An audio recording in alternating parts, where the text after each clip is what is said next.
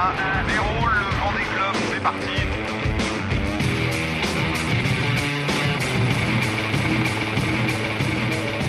« 24 heures sur 24, on se bagarre, on se bagarre. »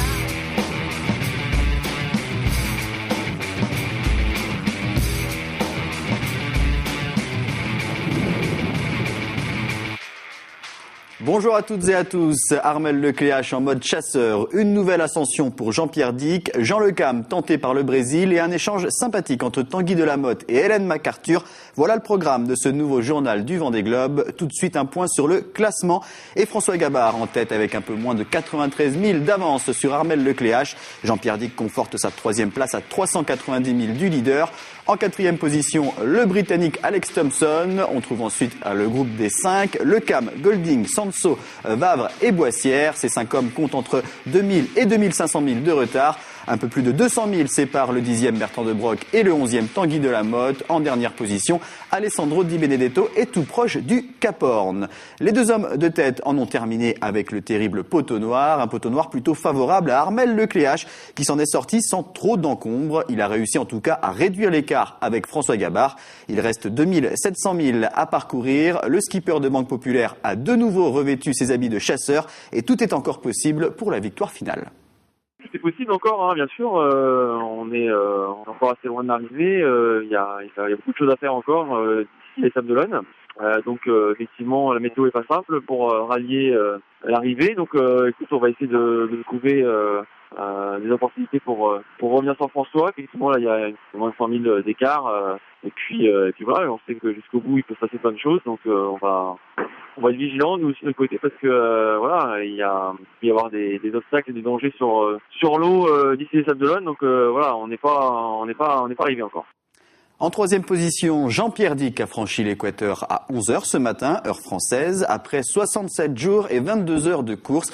Hier, le skipper de Virbac-Paprec 3 a dû une nouvelle fois effectuer des réparations en haut de son mât.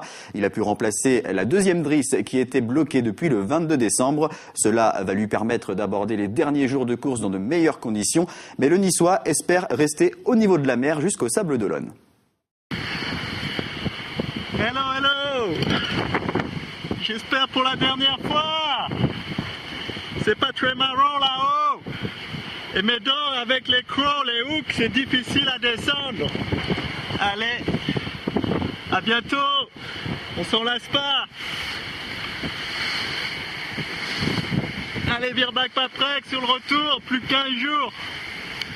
On en parlait hier, la remontée de l'Atlantique est difficile pour l'ensemble de la flotte. La météo est très aléatoire, les prévisions ne sont pas très fiables. C'est un véritable casse-tête pour les skippers. Jean Le Cam, lui, fait route à l'ouest et se trouve au large de Rio. Le skipper de Sinertiel n'est pas seul en mer dans ce secteur et il envisage même une petite pause brésilienne. Voilà, je vais sur Rio, en fait, je ne vous ai pas dit, mais comme le carnaval est proche, je vais m'arrêter à Rio. Là, j'ai croisé 6 plateformes de pétrolières ou de gaz qui n'étaient pas répertoriées sur les cartes. Donc voilà, je donne l'info quand même. Des cargos, des machins, alors il y en a un, c'était un... Qu'est-ce que c'était? C'était alors, navire avec matériel anti-pollution. Voilà, donc ça met l'ambiance, quoi. C'est sûr qu'en ce moment, le rêve, je pense que les gens, ils ont besoin de rêver, ça c'est clair, hein, parce que avec toute l'information politique et machin, ça fait pas rêver. Donc comme il y a un quota de rêve à avoir, c'est sûr que bon, au moins on sert à quelque chose.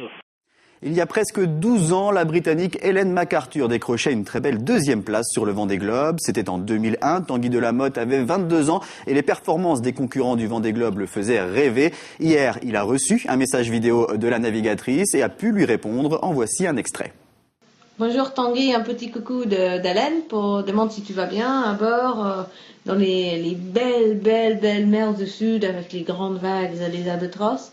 Et mon question c'est quel est le minimum température que tu as vu en temps de température de l'eau? Donc, c'est quoi le minimum température de l'eau que tu as vu? Et puis, bon vent pour le reste de la course. Et j'espère que tout se passe bien jusqu'à l'arrivée. Ciao, ciao!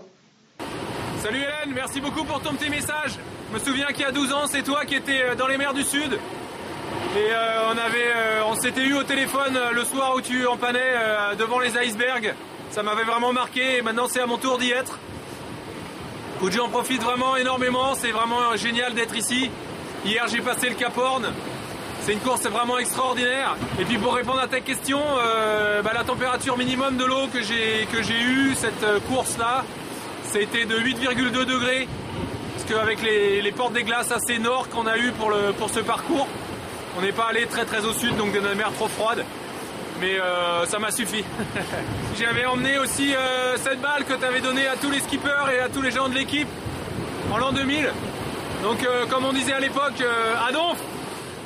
Voilà, c'est la fin de ce journal du Vendée Globe. Prochain rendez-vous demain en compagnie d'Hélène Laurenceau. Quant à moi, je vous retrouve lundi. Très bonne soirée à tous.